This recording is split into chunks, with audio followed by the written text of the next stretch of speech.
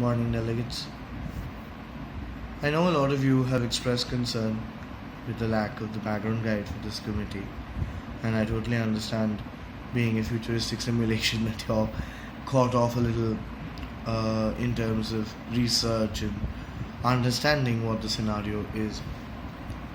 Now, this simulation is unique because it's essentially a very, very important step in the idea of role play, which is imagined reality.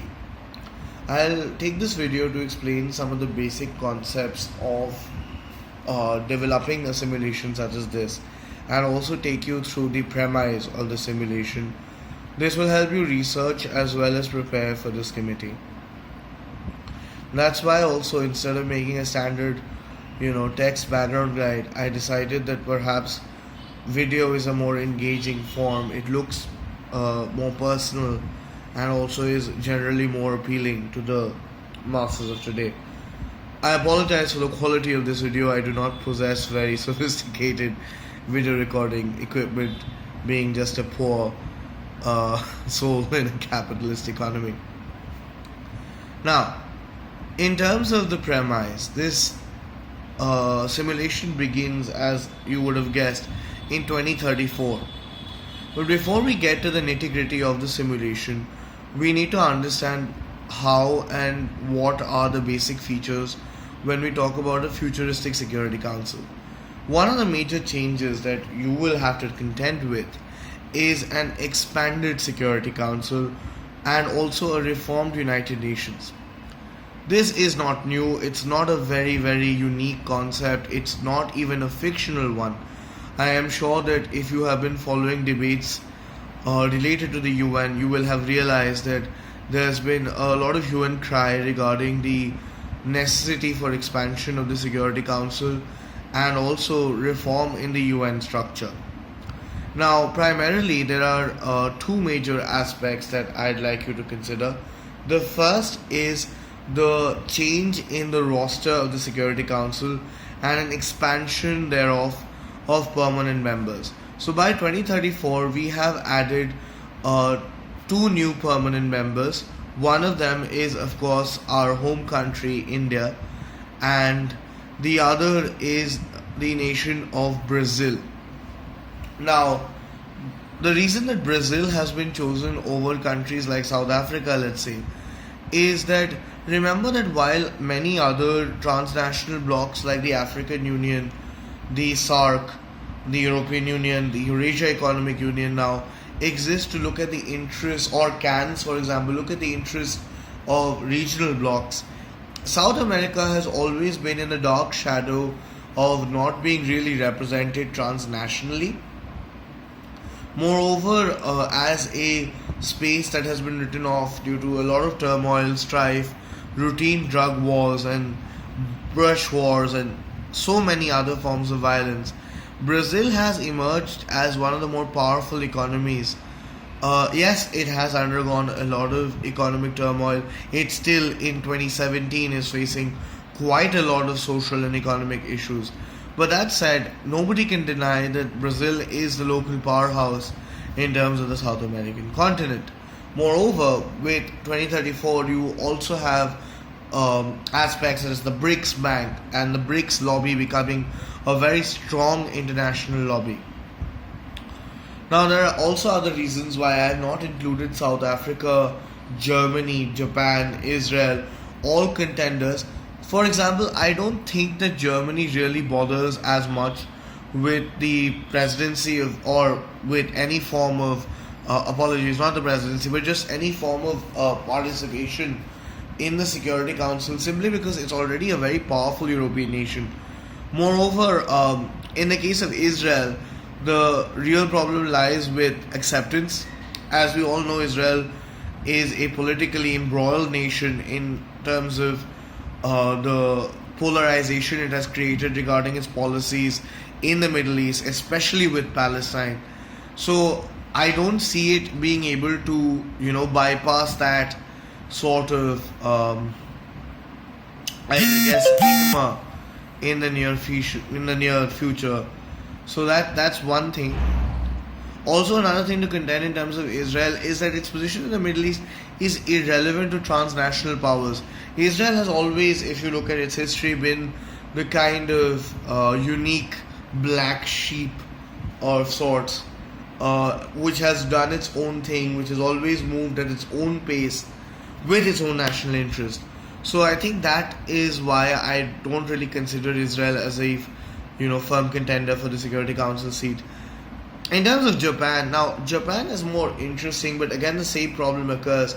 You have China, which is a permanent member, which would automatically, at this point at least, if I look at 2017 policy and moving towards the reinterpreted Japanese constitution and so on and so forth, I don't see the tensions boiling over completely, but I don't see them simmering down to a point where China would willingly agree to having Japan as a P5 country or as a permanent country. Of course, P5 is incorrect. It would then be P6, P7, whatever.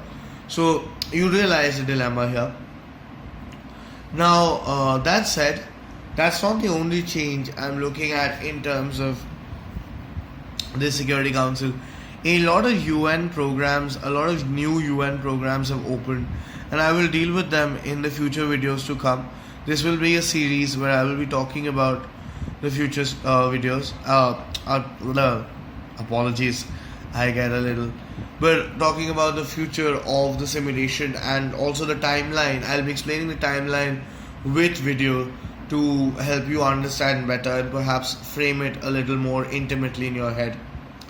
So let's begin with the premise. The premise of the simulation is simple enough. Now in 2033, there was a shift in power in North Korea with a rebellion of sorts taking place within Pyongyang against the Kim dynasty. If all of you are aware, the Kim dynasty is the ruling dynasty.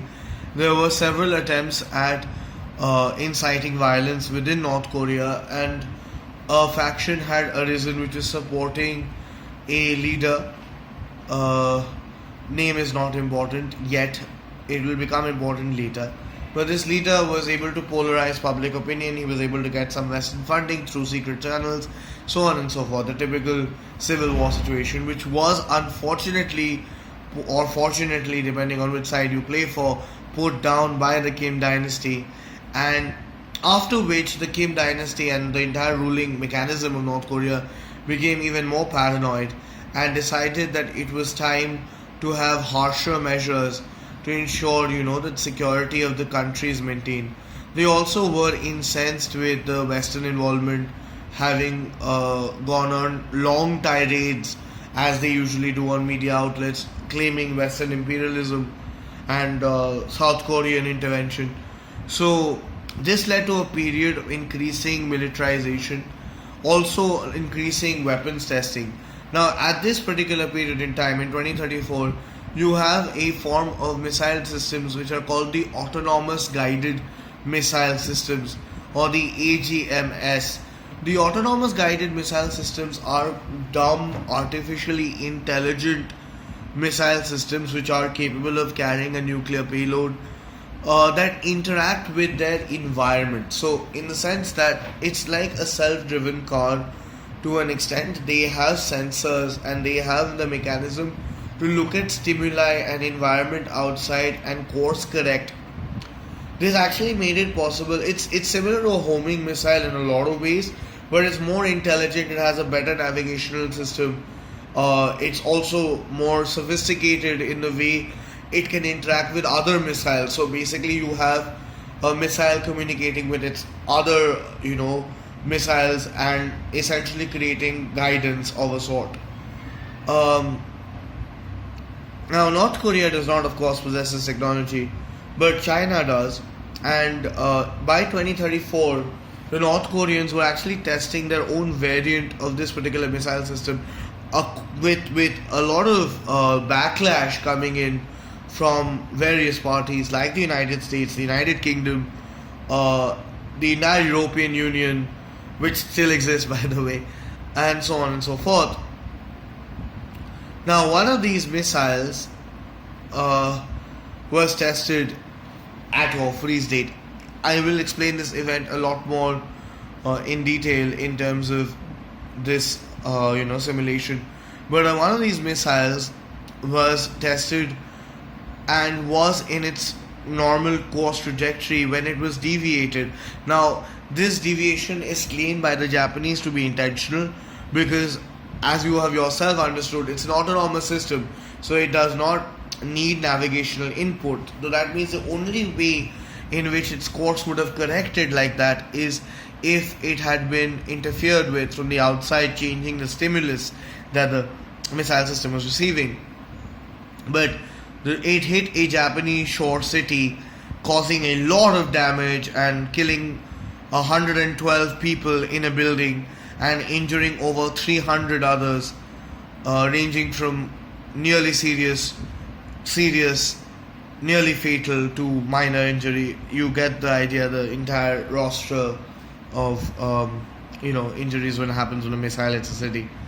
That is the premise of this simulation, and I will be building this premise up not only through this video and video series, of course, but also through Facebook posts, giving you narrative experiences. One thing I thought that would help you frame the reality of the situation and get you into the skin of a person living in 2034 is the narrative technique, or is to look at on the ground reality by creating fictionalized important characters and so on and so forth. Tell me if you like this video and if you think it will help you research. I sincerely hope it does. And I guess that's about it. Thank you guys. It was very, very nice to see that there's a lot of positive response to the simulation, and I hope that it's a good one. I hope you have a good day ahead. I will be posting more videos. Thank you.